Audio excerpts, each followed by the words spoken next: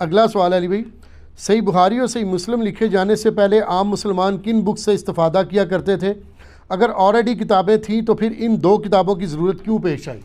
سر بخاری مسلم سے تو بزرگوں سے پوچھ کے چلا کرتے تھے، اس سے پہلے وہ واقعی بزرگ اس قابل تھے۔ بخاری مسلم میں حدیث ہے، نبی علیہ السلام نے فرمایا سب سے بہتر زمانہ میرا، پھر میرے صحابہ کا، پھر تابعین کا، پھر تبع تابعین کا، اس کے بعد جھوٹے لوگ پیدا ہوں گے، امانت میں خیانت کریں گے، جھوٹی گواہیاں دیں گے اور موٹاپے کو پسند کریں گے۔ کھان پین لگ جائے گا نا سر، تسی بھی پھر 3 بر اعظمت حکومت کیتی ہے نا، اج تسی کہندے ہو جی جناب امریکہ یہ بدماشی کر رہا ہے، سر تسی تے اس تو وڈی کیتی ہے۔ امریکہ نے پہلے 100 سال بھی نہیں ہوئے بدماشی کرتے ہیں۔ امریکہ اگر سپر پاور صحیح معنوں میں بنا ہے تو رشیا کے ٹوٹنے کے بعد ہی بنا ہے۔ جی اگر آپ وہ 1945 سے بھی لے لیں، جب اس نے ہیروشیما اور ناگاساکی پہ بم پھینکے تھے، تو سر ابھی 245 سال تو نہیں ہوئے امریکہ کو، اور آپ نے 700-800 سال تک سر اکیلے پاور انجوائے کیے پوری دنیا میں، کسی نے نہیں چھڑیا، ٹھیک ہے، نہ کوئی نماز چھڑی ہے نہ کوئی پرا چھڑیا ہے۔ وہ کہتے ہیں اورنگزیب عالمگیر نے کبھی نماز قضا نہیں کی، پرا بھی نہیں کوئی چھڑیا، سارے مروا کے قبضہ کر لیا، باپ کو بھی جیل میں ڈلوا دیا، لیکن پھر باہر ایک ادھا سی کہانی کرانا سی، ٹوپیاں بنا کے نا گزر بسر کرتے تھے۔ وہ کڈی سادگی ہے سر۔ اور یہ اسی طریقے سے ہمارے ایک جیل میں پیر صاحب ہوا کرتے تھے، میں نام لیے بغیر کہتا ہوں، انہوں نے BMW گاڑی رکھی ہوئی تھی سر، اور جب وہ گاڑی سے باہر نکلتے تھے نا، ان کے ہاتھ میں مسواک ہوتی تھی، اوپر کرتا سفید اور نیچے تہمت۔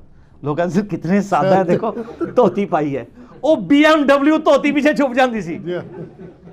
کڈی خطرناک شے ہے کہ توتی پیچھے پوری BMW 1 کروڑ دی گڈی چھپ گئی۔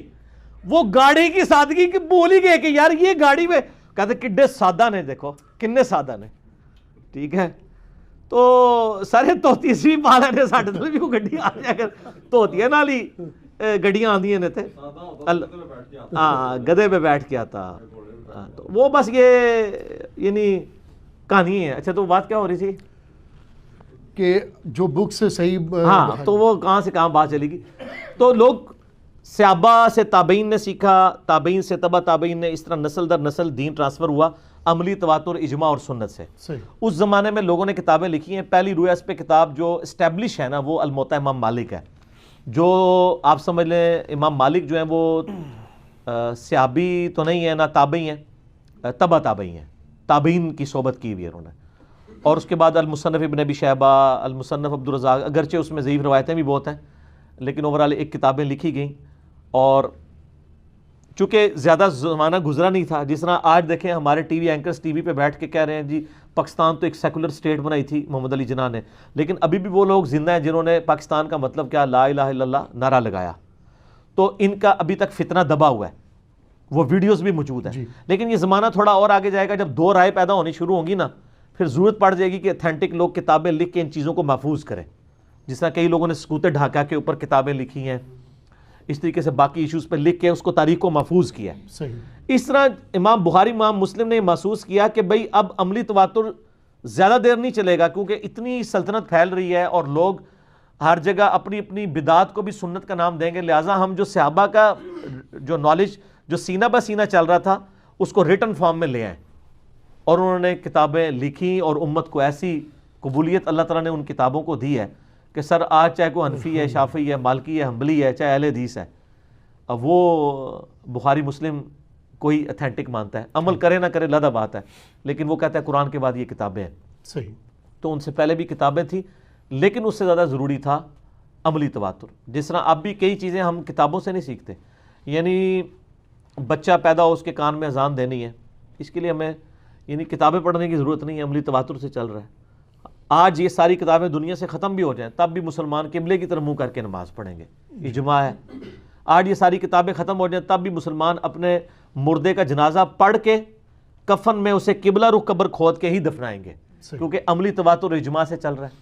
آج یہ ساری کتابیں ختم بھی ہو جائیں تب بھی مسلمان وضو اسی طریقے سے کریں گے، 4 اعضاء کو دھونے والا مسئلہ ہے، اس میں پاؤں کے مسے کا اختلاف ہے، وہ دونوں طرف اہل سنت کے ہاں بھی۔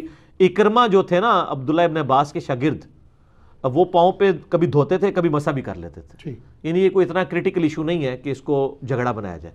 المصنف ابن ابی شیبہ میں صحیح سند سے موجود ہے، تو وضو اسی طریقے سے چلے گا۔ فجر کے 2 فرض ہی پڑھیں گے لوگ, زور کے 4 ہی پڑھیں گے, صحیح, اور 17 رکھتے ہی دن رات میں پڑھیں گے, اور جو حنفی ہیں وہ عشاء کی کلی 17 رکھتے ہیں, پڑھتے ہی رہیں گے, جو مرضی کرتے رہیں آپ. تو ابھی تو آپ ان کو کتابیں دکھاتے ہیں, کتابوں کا فائدہ ہوا ہے کہ کم از کم جو نئی نئی بدعات بننی تھی نا وہ رک گئی.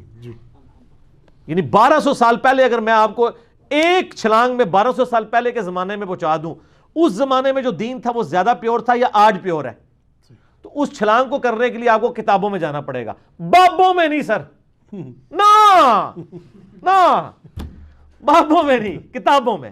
کیونکہ بابے تو ہر علاقے کے اپنے ہیں. پنجاب میں رائیونڈ کے میں جو بزرگ ہیں ان کا میں چونکہ احترام کرتا ہوں, میں بابے لفظ نہیں استعمال کرتا, وہ فرض نماز کے بعد دعا نہیں کرواتے, اور یہاں کے جو دیوبندی ہیں فرض نماز کے بعد دعا کراتے ہیں. جب پوچھیں تو وہ کہتے ہیں جی کہ بزرگوں نے جاری کیا, وہاں کہتے ہیں بزرگوں نے نہیں جاری کیا. اور بریلوی جب نماز جنازہ کی بات کراتے ہیں وہ کہتے ہیں یہ ثابت نہیں ہے, وہ ان کے بزرگوں نے جاری کیا ہے, اپنے اپنے بزرگوں کو لے کے چل رہے ہیں. تو یہ اللہ کا شکر ہے کتابوں میں دین ہے. ٹھیک ہو گیا, جزاک اللہ.